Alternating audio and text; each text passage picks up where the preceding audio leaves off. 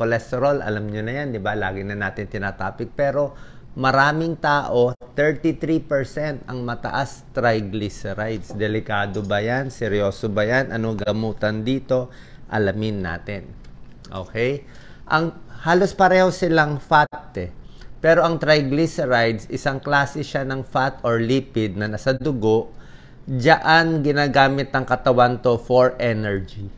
So parang storage lang itong triglyceride for energy. Yan ang trabaho lang niya. Ang cholesterol naman, isang klaseng taba din. Pero ang cholesterol, maraming use.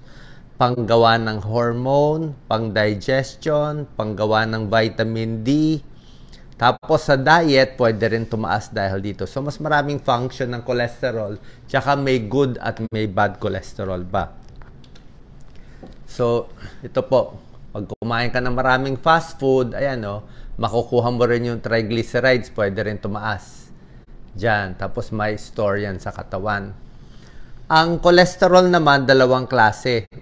Galing yan sa liver. Okay?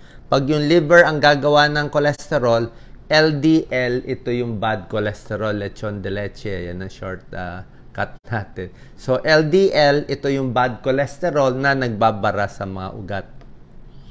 HDL naman, ito yung good cholesterol na nagbabalik ng taba sa liver para ma-eliminate ng katawan. So, ito yung good, ito yung bad. Pero itong triglyceride, hindi pa ganun ka-clear pero mukhang hindi rin maganda siya. Hindi rin siya maganda. So, may good cholesterol, yung sinabi ko kanina, HDL. May LDL, yung bad cholesterol. Tapos, magpapa-blood test tayo. Pag nagpa-blood test tayo, tawag dyan, lipid panel, lipid profile. I-check yung triglyceride, cholesterol, bad cholesterol, good cholesterol, pati total cholesterol. So, ito, titingnan mo yung level. Ito muna yung total. Ang total, ideal is 200 and below. Okay? 240 and pataas, masyado mataas na to. Talagang diet o gamot. Si Doc Lisa lampas dito. 200 to 239, borderline. Depende, ha? Dito baka makuha pa ng diet, walang gamot. Pero dito madalas may gamot na eh. So, yan. May blood test yan. Okay? Makikita kung mataas ang triglyceride or cholesterol, HDL, good cholesterol, tsaka bad cholesterol. Ayon sa American Heart Association, kung parehong mataas na triglyceride mo, o ito si Doc Lisa, mataas pa yung bad cholesterol mo, pag kinombine mo yan, mas masama. Mas kailangan diet, mas kailangan maggamot kung combine ang mataas. Okay? So, pag-usapan natin muna, triglyceride. Yung cholesterol na pag-usapan na natin dati yan. Ang gamutan doon, statin, diet din. Pero ang triglyceride, 33% ng adults, mataas yan.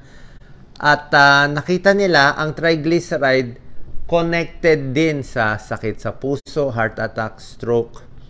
Lalo na, pag yung triglyceride may kasama ding mataas na bad cholesterol, may kasamang diabetes, mas masama. So, parang in combination. Ito yung mga numbers, fasting yan bago i-check. Ito naman ang triglyceride. Tingnan nyo ang number. Pinakamaganda triglyceride nyo, 150 and below. Okay? 200 and above, 250 and above, mataas masyado. Okay? 150 to 200, borderline. Medyo nandito lang. So, tuturuan ko kayo paano to ibababa sa optimal nang walang gamot.